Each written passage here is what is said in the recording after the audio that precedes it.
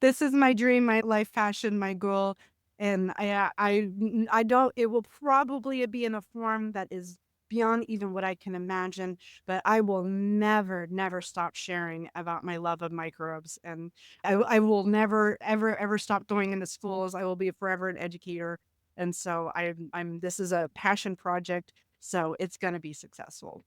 There is nothing Right. more to add to that. Hello and welcome to the Glow Up. I'm Nathan C., and today I am talking with Dr. Jane Harrington of MedMicromaps. Jane, it is so great to see you today. Thank you for joining us today. Thanks for having me. I really love your podcast, so it's quite an honor to be here as a guest. Thank you very much for your hosting.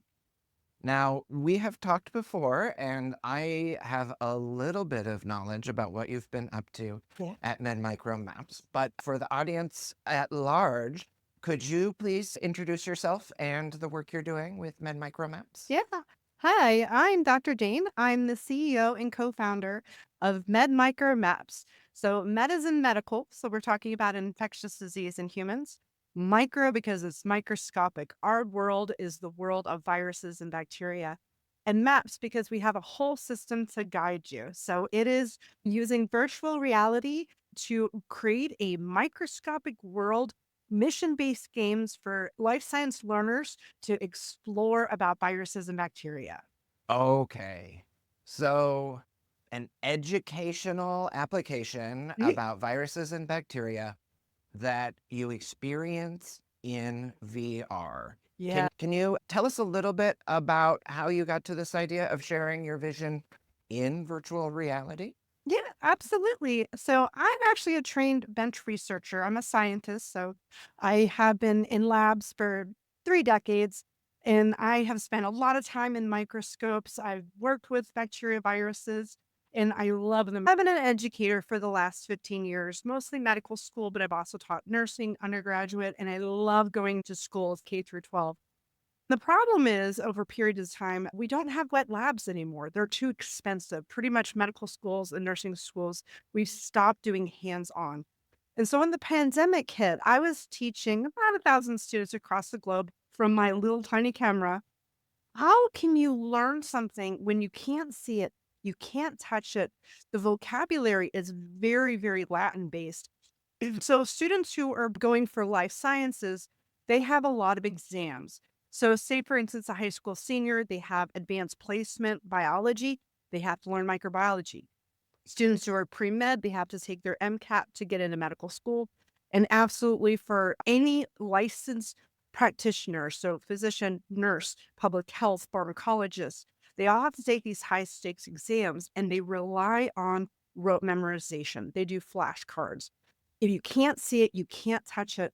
For those of us who are visual learners or hands-on learners, it's very difficult. And so the high stakes testing becomes this incredibly stressful situation.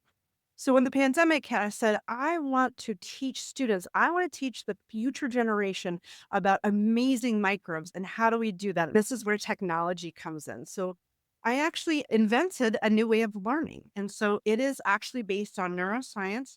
It's using color coding. So this is our compass that we see the pink right here. Our E. coli and salmonella are pink under the microscope. And so instead of just memorizing words, you see pink images, and in our virtual reality app, you can touch them. Our salmonella, we actually have a game that you can surf them. And so whenever you can see it, interact with it, it's gigantic. It's much easier for you to learn. And so also another part of the compass is the body. And so I actually woke up with a sore throat this morning. I'm getting over COVID. And so for a physician or a parent, or even if you wake up, the question is, do I need to go to the doctor? Do I need to get antibiotics? That's a universal experience. So whenever we teach, so I would be teaching for students, there's a huge difference. If you have a sore throat and it's upper body, that's going to be your north coordinate.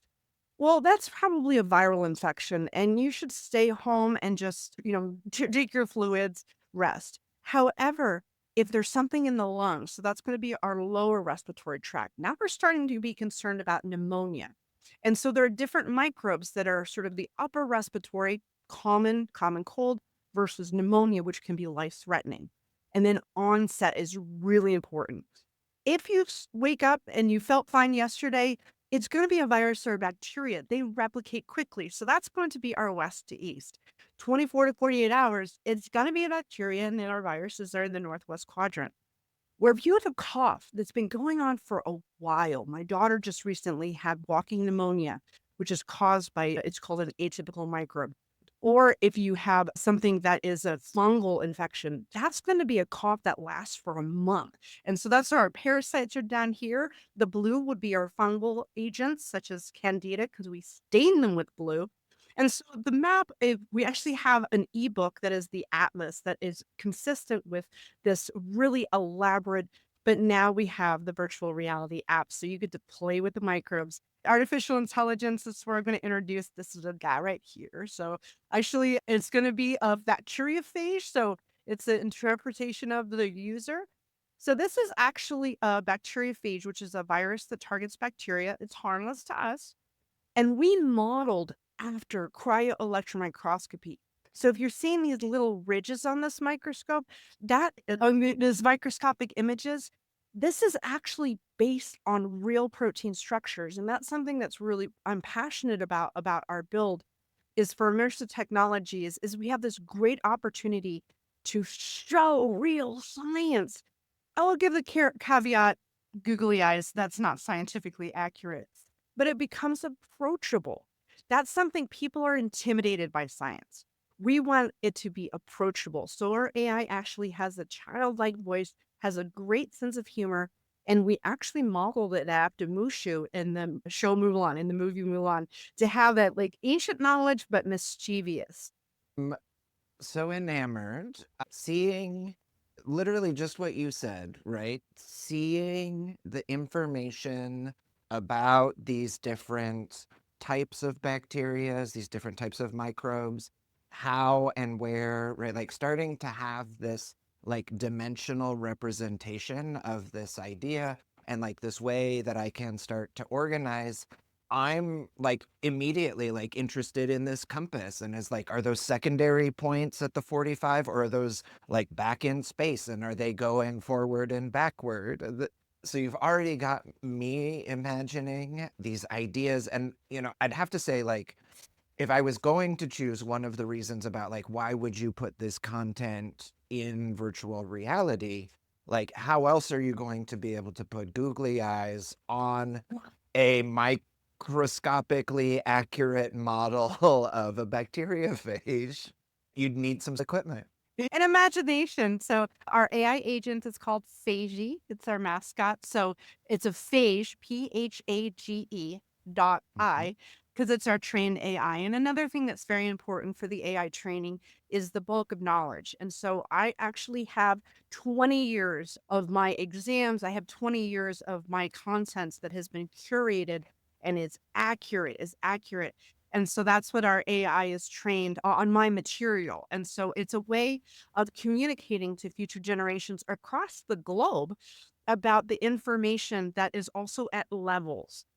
So whenever the user first puts on the headset, it's a basic question of, are you familiar with bacteriophages? If you are a senior in high school, or if you've never taken any micro before, you probably are not familiar with that term. So that becomes a clue for the AI to say, okay, I need to use a certain level of language that's appropriate, that is interesting, that is adaptable for that learner.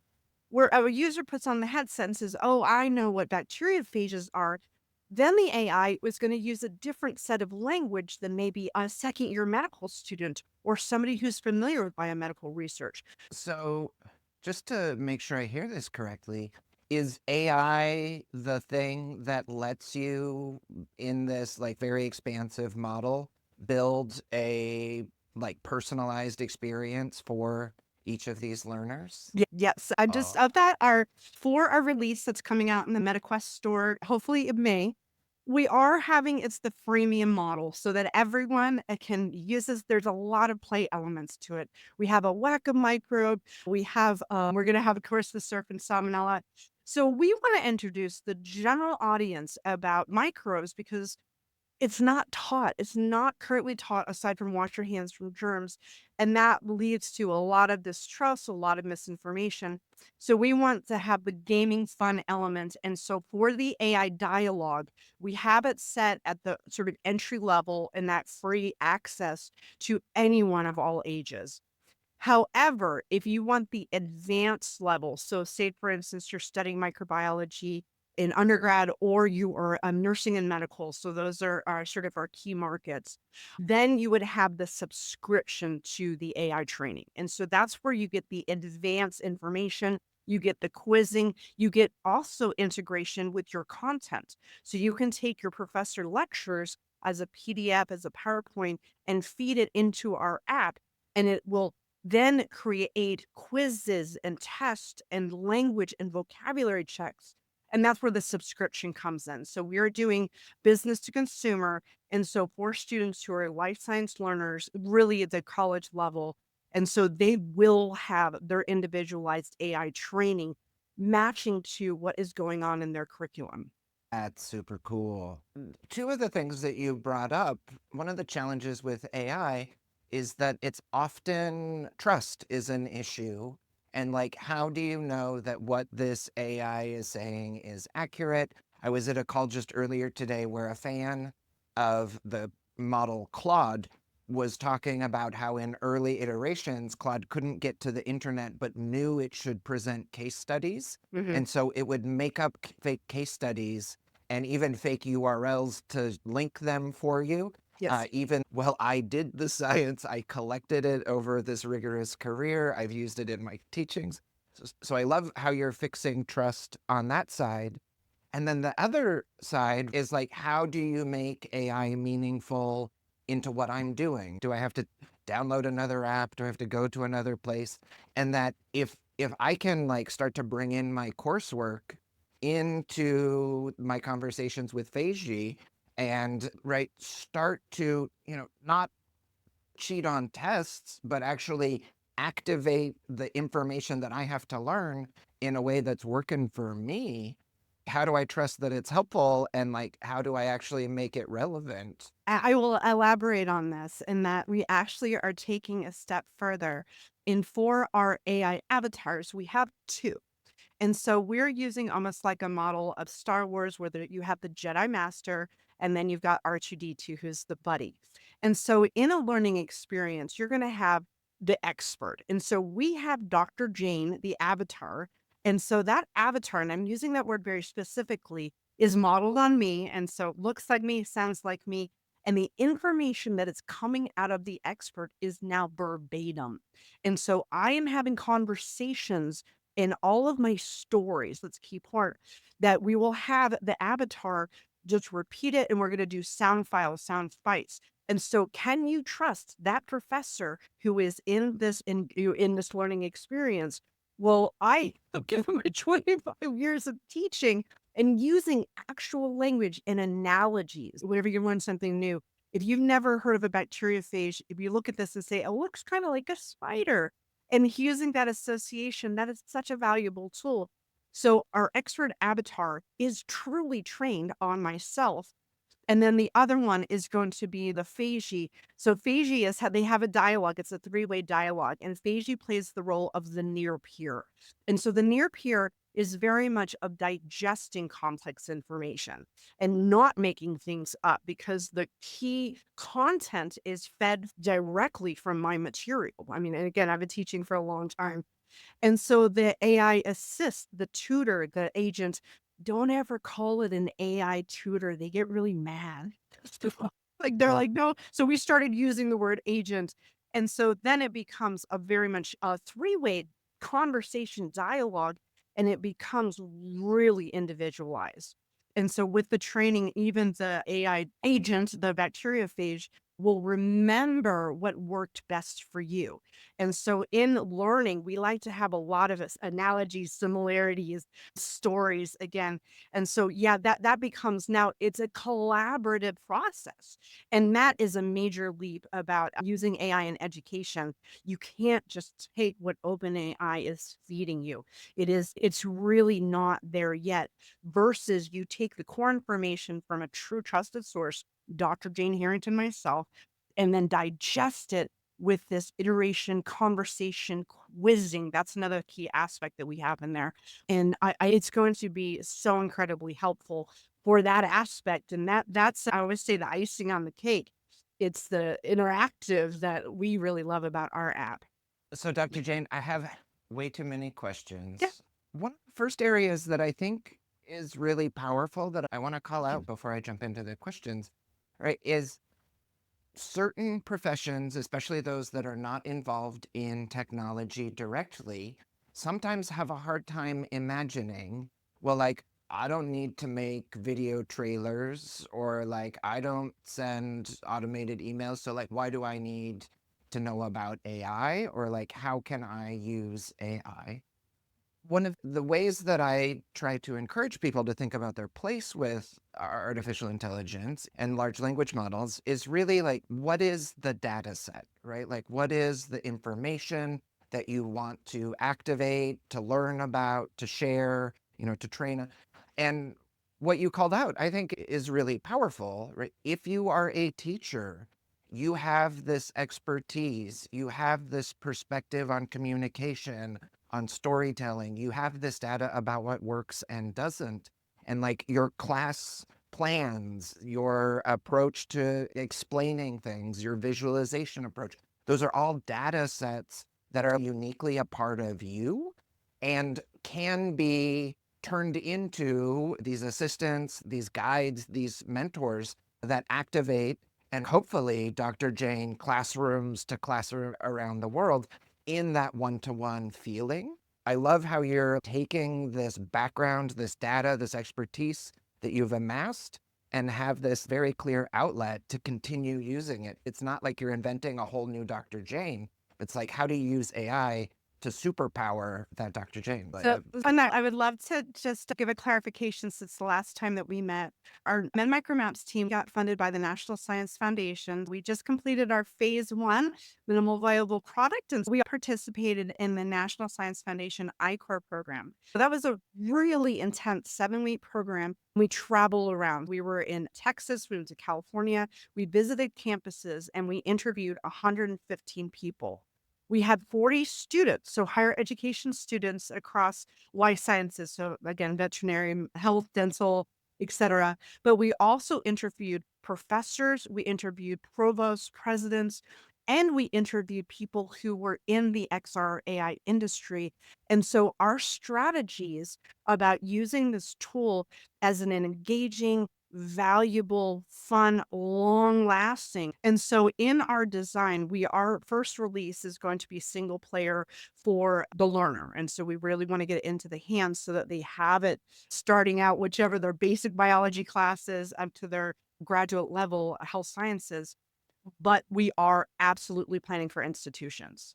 So I've been an educator. I've worked at 8 different universities. I've worked in 4 countries, and we are designing our infrastructure of our data.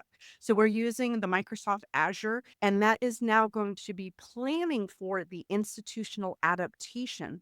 I just had a meeting today with the director of innovation program, and they have undergraduates, they have nursing, they have medical, they have public health, and our goal for whenever we do our release next year, and so that's going to be in the spring of 2026, is that we're designing the experience for institutions so then the professor can have it adapted to their Microsoft Suite files, their PowerPoints, their Excel files, their, whatever, and they can actually then change the avatar. Every professor has their own stories.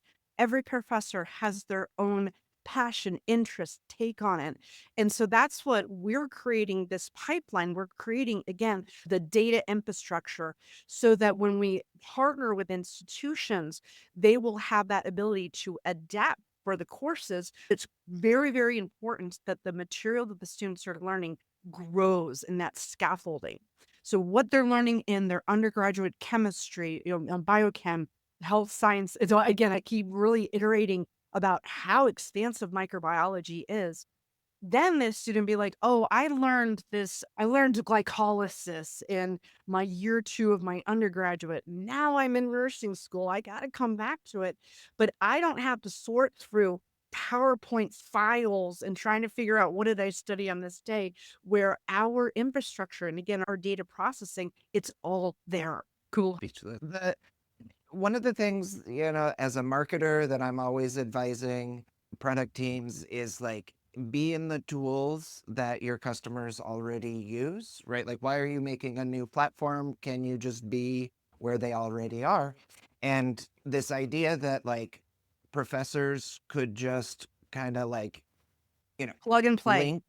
link their files structure and be sharing, and that students could, you know, have a, that Feiji almost like transforms to become a career mentor and coach and guide as, someone moves from student into practicing in whatever field that they're working in.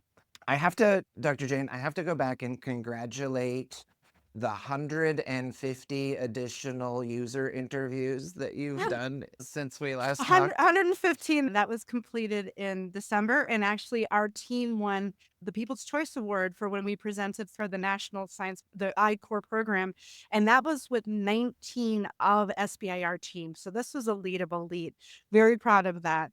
However, since the last 3 months, we've had our 50 people in headsets. So 115 were done for customer discovery, and we couldn't really talk about our product, but now we're touring campuses and going to conferences. And so, yeah, we are spreading the message. And it's global. We Hmm. just launched our website. That was at the end of February. And as to date, we have actually had 28 countries sign into our website. Yeah, we've been on the news. We actually have an Amazing. invitation to the Next Med Health. We're going to Coronado Island in San Diego next week. Everyone who's tried our headset, the first question they ask is, when can I get this? Amazing. You'll have to say hi to Daniel Kraft and my friend Caitlin Kraus when you're there with NextMed. I'm curious, after talking to over 150 students, teachers, users, etc., is there something that you learned from all of that research that changed your mind about your product or how you need to go about things? One key, I don't want to say the word pivot, it's adaptation. When we started, I've been in second year medical school, teaching second year medical school for the last 15 years.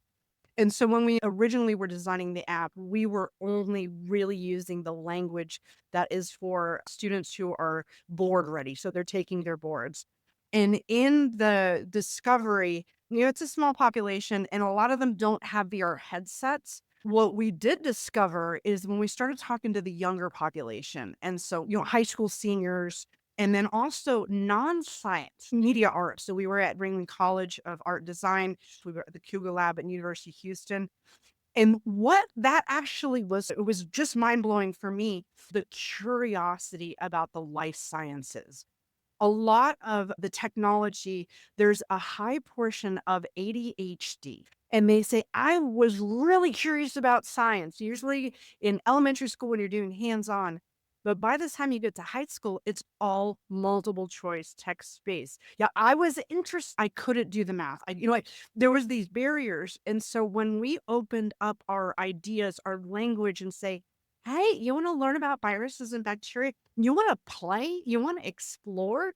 That opened up a whole new avenue for really getting people interested in science. So it became less about study for your boards, which is what the initial goal was, versus wow, you wanna learn about what's going on inside of your body and have fun and do it in a way that's engaging?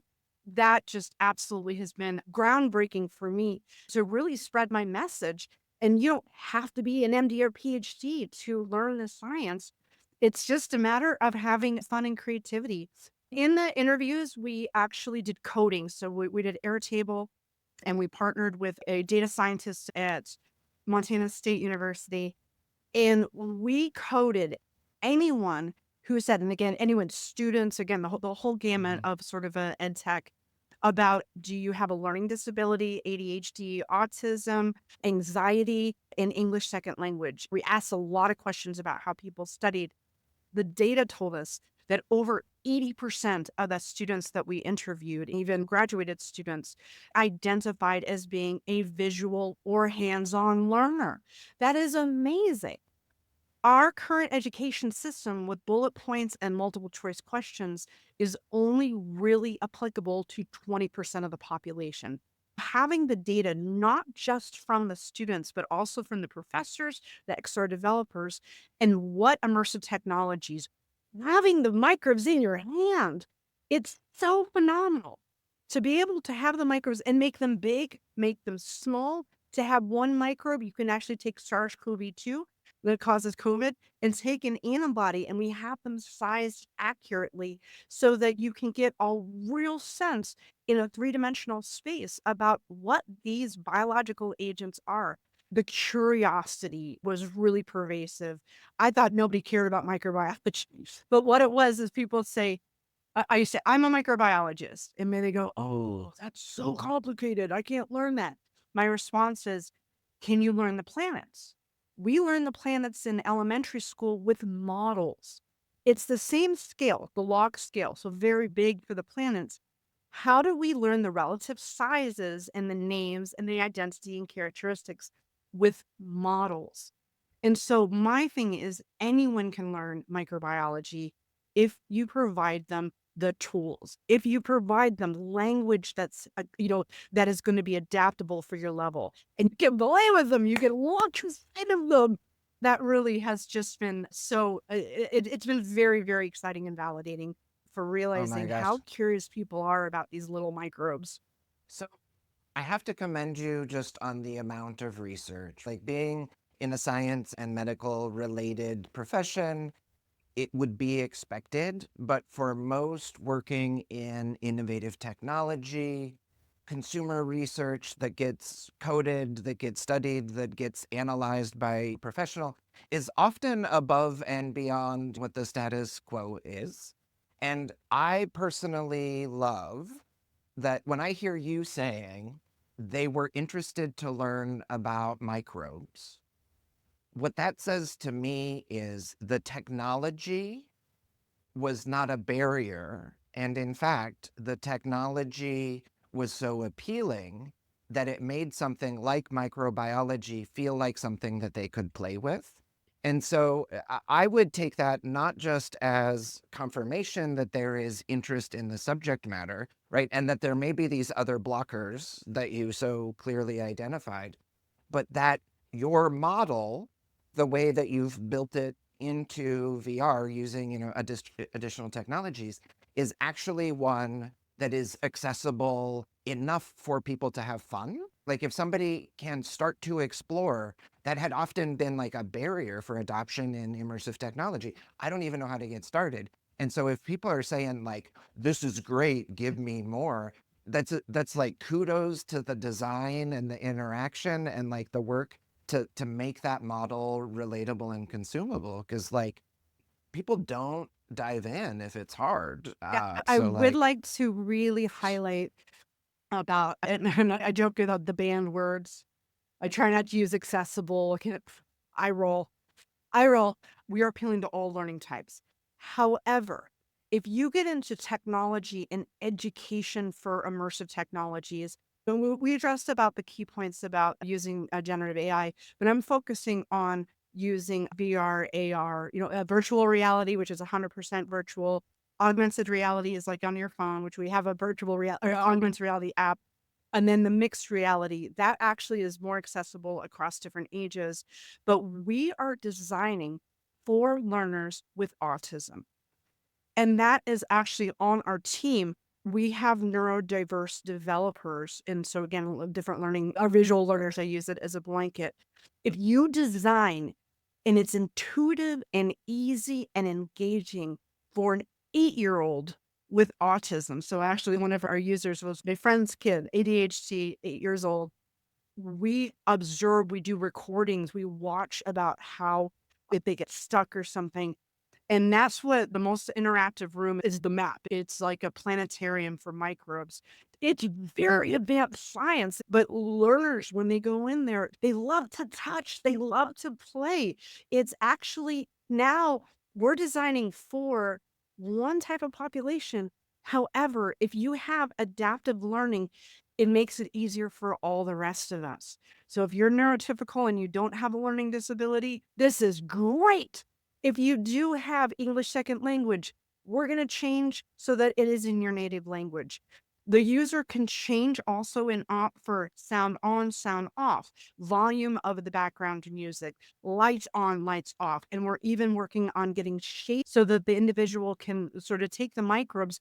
And if they have visual disabilities, they can have it adaptive. And so our team is got we have a variety of experiences and perspectives, and that creates a great product. And I also want to point out younger generation. We're designing for the younger generation. And so especially going to high schools and undergraduates and saying, what do you want? We are learner centered, and we're not designing for my husband's baby boomer, I'm Gen X. We really are creating new technologies for the learners of tomorrow, our kids. And that is something else that is a major value. And I think about why some VR is not being adopted is because it's designed for a 45-year-old.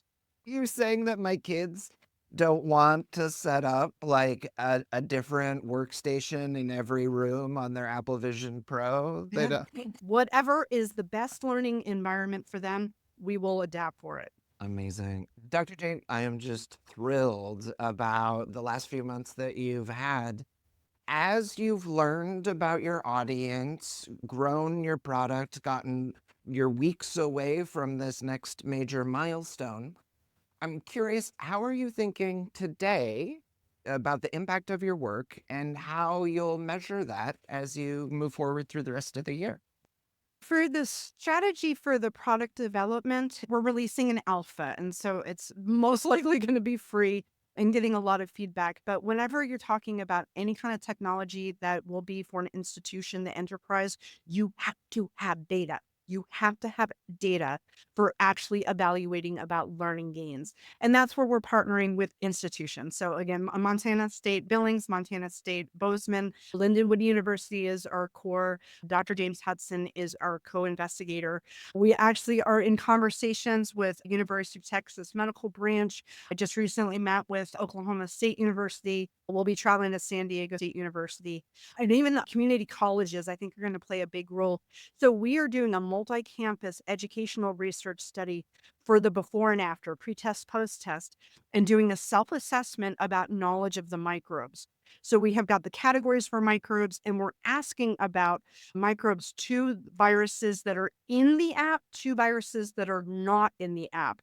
And what we would anticipate is in the 20-minute gameplay is that the knowledge of the microbes that are in the app will increase. And we're also doing this testing not just with life science learners, but we're also interacting with digital media. And so we're assessing about one is your knowledge of the content, and two, your VR experience, because we don't just want to have an increase of science knowledge. We want to see an increase in comfortability with the tech itself. And so that study is going to be done across in April and May. And so going to different campuses for that. Yes, we absolutely have to have evidence of the learning. And then something else that we're incorporating in our backending is the user engagement in the app. And so we're partnering with Yet Analytics. And that's where you have the headset on, and we don't need anything personal for you, but we record sessions. And so, how long are you spending on these assets? So, we have 20 microbial assets, and the storyline guides you. You have to learn and interact bare minimum with 8 of them. 12 of them are optional. You don't have to interact with them, but we want to know if somebody is in this headset, are they choosing to interact? And then also, I really was pointing about the levels of the information. So we have got our curious level that is for general audience. We had the learner level that would be an undergraduate or first year medical or dental nursing. And then we have the expert level where you would be board ready. And so we're going to be tracking for the individual loser. Do you want to learn more? What an incredible metric of user engagement of this. You have to learn this basic information so that you can pass this level and then get your antibiotic super soaker and kill off the strep pyogenes. That's what's causing the sore throat in our storyline. But if you have users voluntarily learning more, voluntarily interacting with these optional assets, that to me is a home run. That to me is absolutely evidence that this is not just engaging. So fun is our first thing for ed tech, but it's educational value that people are choosing to learn. I'm very curious to see your data Mhm. on this. Anecdotally, as somebody who's been in XR for a while, if the app is usable and all of the content is something that I can find, Mhm. if I'm enjoying myself, I will probably try to find and see every bit of content to Yeah. understand the parts that I like the best. I have some personal hypotheses and like I'm also very curious about like, well, what if that doesn't happen, Nathan? And like what does that say about goals or interest or focus? That then Very low. if something's not being touched, we as developers need to adapt to the learner. If we have an asset that's got some value and no one is interacting with it, it's now our responsibility to change it up, to guide, to assist, to really have the information. So learning is not tedious. Learning is a natural curiosity that is going to confer a benefit. Absolutely, we're going to have rewards. We're going to have leaderboards in that when you master a microbe, you're going to get badges. And actually, right now, we have 3D printed keychains. And so that's part of the gaming aspect. We had 20 microbes for our first storyline. We will have 250. So to master the map, that's what our micromap system is. We're having a plan for engagement that when you pass a level and then there's going to be competitive leaderboards, multiplayer, we will send you a 3D printed little keychain. So now you get a physical collection like a Pokemon Go, what have you. You have a physical collection of these microbes as a trophy. And so we're the benefit of especially our assets is that we're not just going to be housing them in the virtual world, but we're going to be doing all sorts of swag. We want to have stuffed animals. It's something I say about 3D all the time, right? Like if you create digital spaces that are in 3D, right? Almost by nature, there's cameras inside of those worlds so you can create video. Once you have a world, there's almost endless content that you can make within it. I would certainly hope at some point that Feiji gets brought into the conversation, No, how to that's market all their in learners. the our assets, we are designing the GLB file in partnering with other ed tech and partnering with other gaming and say, hey, you can use our assets. And I'm imagining not that far off that the AI is like their AI assists are going to be talking to each other. And so we're going to have presence in Med Micro Maps in the, Engage and VR chat and Horizons and whatever is tomorrow, whatever the next one is. And so we are really envisioning having Feiji as being the representative across all these digital platforms and recognized and say like, oh, I want to learn about blah, blah, blah. And of course, the classic, Yeah. and I have a rash. Medical students, they're like, I have a rash. I'm like, I don't want to see your rash. I mean, the common knowledge is like don't search an illness on the internet because, everything leads in a horrible answer and you should probably just go to the emergency room. I like the idea that like maybe you should search in VR because you'll get clinically proven like expert advice. I Yeah, like we don't give fair, medical advice. fair. No. We are an education app and we have our AI Yes. trained that if somebody is asking about individual, it shuts down the conversation. I'm a PhD. Go seek a licensed practitioner. But what we provide Safety. is knowledge.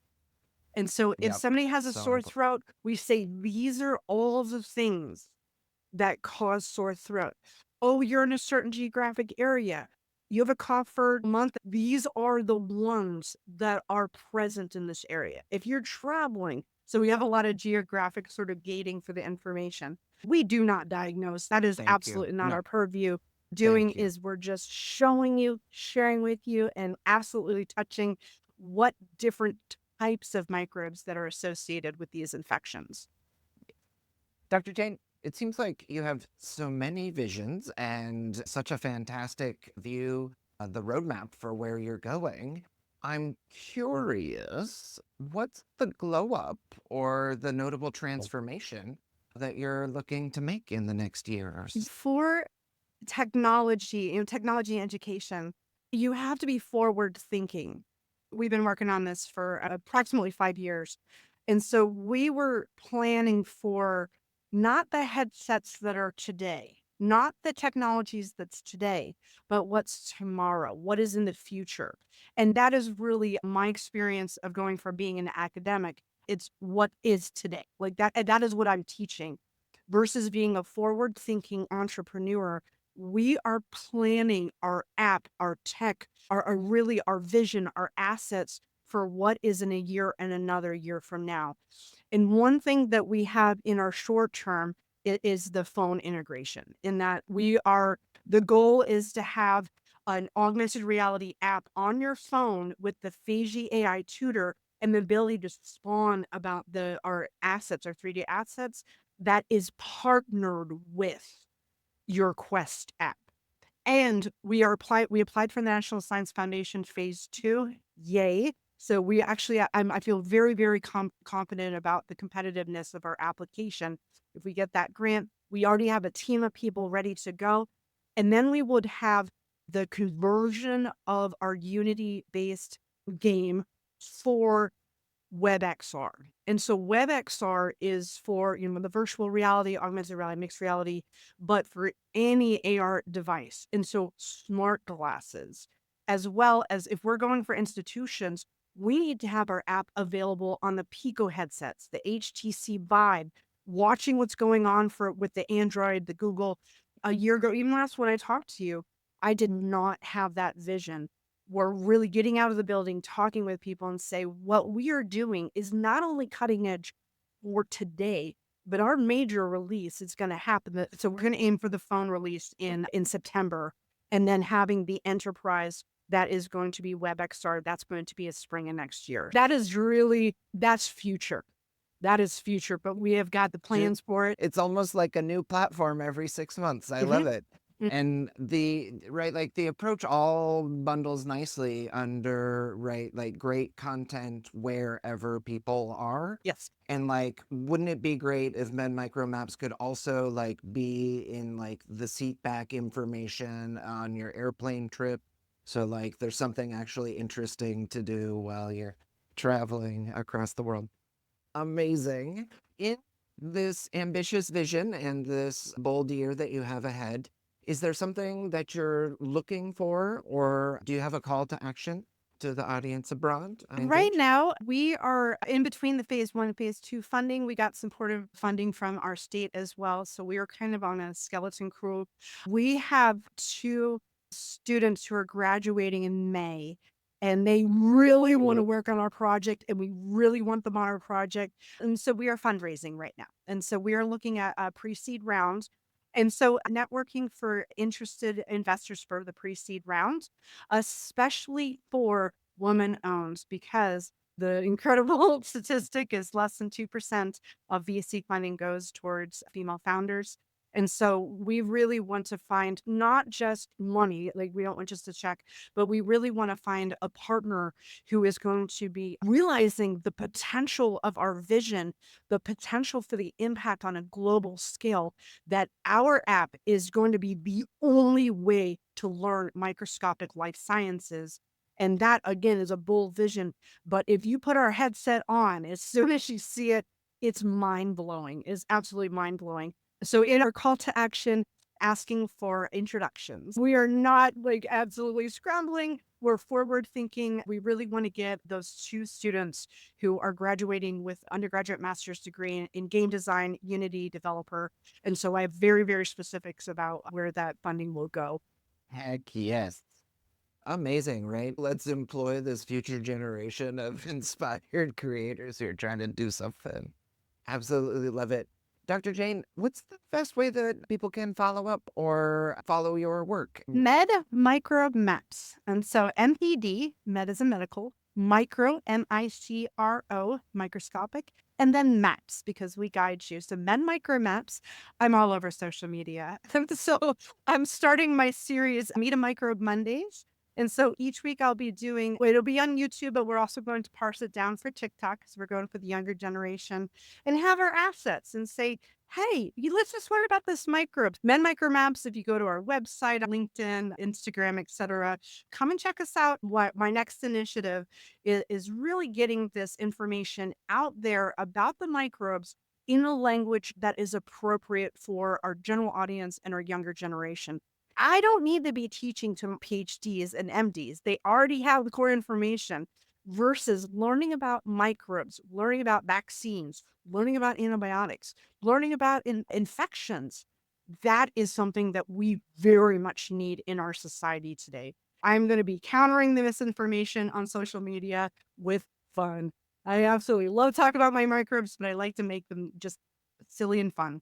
Dr. Jane, I could talk to you for literally hours and hours, but you have so much to do. I have to thank you so much for this wonderful chat. I honestly think that while teaching the world about microbes is the thing that inspires you Yeah. to do this work, some of the things that you're working to achieve and build, I think, are also going to do a lot to teach people about the data sets and the knowledge that they have and how to use some of these new tools, these new models, visual, right, education, AI agents. So I think if you're successful with this app, you're also going to teach a lot of people about learning, about Yeah. communicating with new technology, right? And even how technology really shouldn't be like a single touch point, but like the assistant and the guidance and the help that you need where you are. It's so exciting to hear about all of this research driven, user focused learnings that are going in to this robust and ambitious plan for the year. Yeah. Thank you so much for sharing this with Just a us on the correction, you Glow Up. said, "If we're successful, when we're successful." This is my dream, my life passion, my goal, and I don't it will probably be in a form that is beyond even what I can imagine, but I will never, never stop sharing about my love of microbes, and I will never, ever, ever stop going into schools. I will be forever an educator, and so I'm this is a passion project, so it's gonna be successful. There is nothing more Work. to add to that. Love it. Yes. Now,